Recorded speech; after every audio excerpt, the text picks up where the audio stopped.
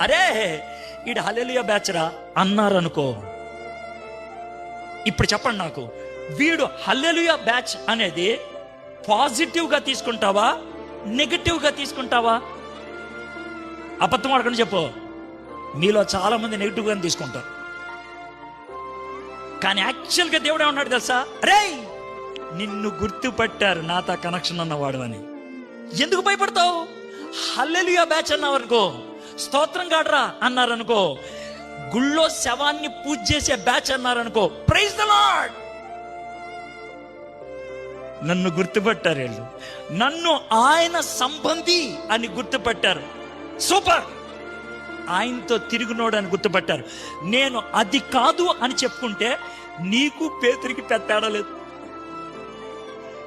అని ఆయన ఎందుకు వచ్చాడు అండి? ఇప్పుడు పేతురు గురించి మాట్లాడుతున్నారు కదా అంటే, బిఫోర్ పెంతెకోస్తు పేతురు, ఆఫ్టర్